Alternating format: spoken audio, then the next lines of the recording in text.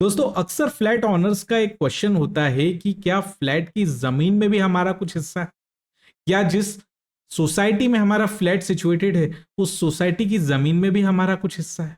क्योंकि जैसे कि आप फ्लैट परचेस करते हैं तो फ्लैट जिस सोसाइटी में सिचुएटेड होता है उसके अंदर जिम भी होता है, कई बार उसमें स्विमिंग पूल भी होता है, उसमें बहुत सारी फैसिलिटीज होती है, मंदिर होता है, गार्डन होता है और बहुत कुछ होता है।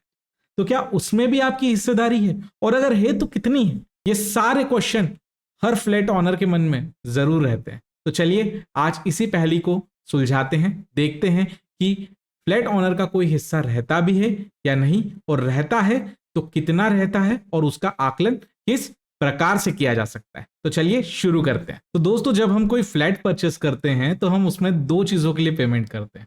फर्स्टली उसके कंस्ट्रक्शन के लिए, यानी कि स्ट्रक्चर के लिए, उसमें किस प्रकार की टाइल्स लगी है, उसमें किस तरीके की बाथरूम फिटिंग्स लगी है, उसमें किस तरीके के इक्विपमेंट्स लगे हैं, किस क्वालिटी के दरवाजे लगे हैं, किस क्वालिटी की खिड़कियां लगी है, उस अकॉर्डिंगली आप उसका पेमेंट करते हैं। सेकेंडली उसकी लोकेशन के लिए भी आप पे करते हैं। फॉर एन एग्जाम्पल, अगर कोई मुंबई के किसी पॉश एरिया में, मान लीजिए सपोज कीजिए बांद्रा में कोई फ्लैट है, तो उसकी कॉस्ट डेफिनेटली अलग होगी। और वही फ्लैट अगर किसी रिमोट विलेज में सिचुएटेड है तो उसकी प्राइस अलग होगी। तो डेफिनेटली प्राइस जो है वो लैंड की है।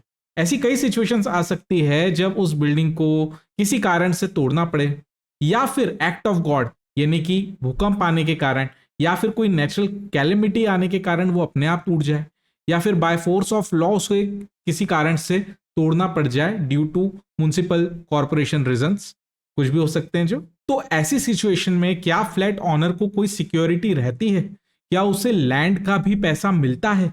तो इसका आंसर है यस। बिकॉज फ्लैट परचेस करते वक्त आपने एक अनडिवाइडेड शेयर परचेस किया है उस पूरी सोसाइटी में या फिर उस लैंड में जहां पर फ्लैट सिचुएटेड है। तो ऐसी सिचुएशन में आप उस अनडिवाइडेड शेयर के मालिक हैं, उस अनडिवाइडेड शेयर के ओनर हैं। और उसका हिस्सा किस प्रकार से निकाला जाएगा? तो उसका एक बहुत ही सिंपल मैथमेटिकल फॉर्मूला है। तो इसका फॉर्मूला है undivided share is equal to total super built up area of your flat upon total super built up area of all the flats situated in the society multiplied by total area of the society। तो इससे जो निकल करके आएगा वो निकल करके आएगा आपका पर्टिकुलर अनडिवाइडेड शेयर, कि आपके पास कितना अनडिवाइडेड शेयर उस पर्टिकुलर फ्लैट में है।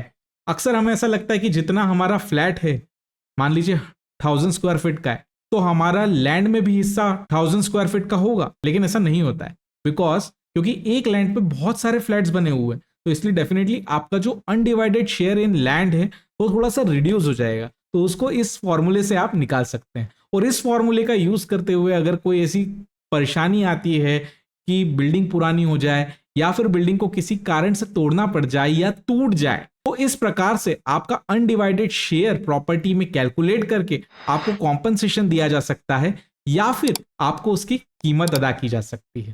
अगर ये वीडियो पसंद आया हो तो लाइक शेयर कमेंट जरूर कीजिएगा। Thank you very much.